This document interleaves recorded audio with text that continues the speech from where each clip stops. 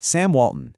You definitely know the name and you've absolutely seen the stores. But the story of how he built the world's largest retailer, starting from just a single five and dime in small-town America, well, that is a masterclass in strategy, grit, and pure ambition.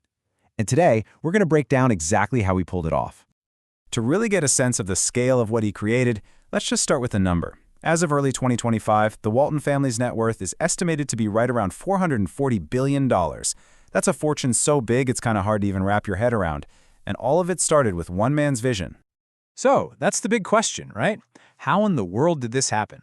How did a guy from rural Oklahoma build an empire that would literally change the face of retail and the global economy? That's what we're here to figure out. Here's how we're going to break it all down. We'll start with his humble beginnings, see how he learned the tough lessons of retail, then we'll unpack the revolutionary strategy he created, watch his empire just explode, and finally we'll take a look at the very complex legacy he left for all of us. All right, first up, his early days. Because, to really understand this giant of retail, you have to understand the world that made him who he was. Sam Walton came of age during the Great Depression. I mean, for his family and pretty much everyone else back then, work wasn't about finding your passion or climbing a corporate ladder. It was about survival. And that environment, it instilled a relentless work ethic in him from day one. And he was not sitting on the sidelines, not for a second. As a young kid, he was already an entrepreneur. He was milking the family cow and selling the extra. He was delivering newspapers. He was going door to door selling magazine subscriptions. Every single dollar counted, and he learned how to earn it early. And his drive wasn't just about making a buck. It was about being the best. Get this. In the 8th grade, he became the youngest Eagle Scout in the entire history of Missouri. That's a pretty clear sign of the kind of determination that would define the rest of his life. So that brings us to his real education as an entrepreneur.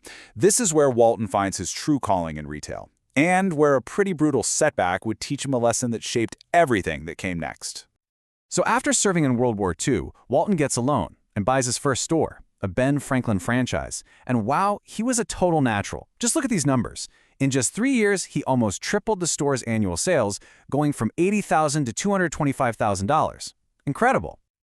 But this amazing success actually backfired. His landlord saw just how much money the store was making and decided, hey, I want a piece of that for my own son. So when the lease came up for renewal, the landlord just refused. He kicked Walton out of the very business he had built from nothing. And here's the crucial part. Walton later called that whole disaster an early business lesson. He lost his first store, sure, but what he gained was priceless. Never, ever again would he be at the mercy of someone else's property. From that day forward, owning your own spot was key. This brings us straight to Section 3, the Walmart Way. Now, armed with that hard-won experience, Walton went on to develop a business model that would completely turn the retail industry on its head. Now, the Walmart way sounds simple, but it was absolutely revolutionary. See, while all the other big retailers were busy fighting each other in the big cities, Walton did the exact opposite. He went after the small, rural towns that everyone else was ignoring. And he paired that with an obsession for creating the most efficient supply chain anyone had ever seen. And this right here shows you his logistical genius. He'd find a bunch of small towns, build a huge warehouse right in the middle, and then create his own fleet of trucks to service them. The key? Making sure every single store was within a one-day drive of that warehouse. This hub and spoke model meant he could restock shelves way faster and cheaper than anybody else. It was the secret engine behind Walmart's growth. But it wasn't just about logistics. He combined that efficiency with a few other brilliant principles. He promised small-town folks that they'd get big city prices. He made sure the shelves were always full. He got his managers fired up by letting them buy a steak in their own stores. And he made a big deal about promoting American-made products. You put it all together, it was a complete, unbeatable formula. So, with this winning formula locked in, Walton started building his empire. And the results, as you're about to see, were, well, they were nothing short of explosive. I mean, just look at this growth. In 1977, Walmart had 190 stores. Less than a decade later, by 1985, that number had skyrocketed to over 800. This wasn't just growth. This was a retail conquest, spreading across the American heartland at a speed no one had ever seen. And his personal journey was just as incredible. He opened that first store way back in 1945. The first official Walmart opened in '62. By 1982, Forbes had named him the richest person in America. And then in 1992, just before he passed away, he received the Presidential Medal of Freedom. At that moment, his company had almost 2,000 stores and was doing nearly $50 billion in sales. Just amazing. And that brings us to our final section, the Walton legacy. So what can we, today, learn from this incredible story? Well, you can basically break down his approach into a powerful toolkit for any leader. Don't just follow trends, pioneer new ideas, obsess over efficiency.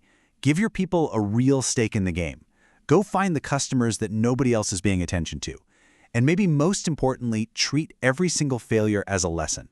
And you know, underneath all that brilliant business strategy was a really simple core philosophy. Walton said he learned early on that it was important to be a giver, not a taker. He saw his work as a way of providing for his family, his employees, and his customers, a philosophy of service that really fueled his entire journey.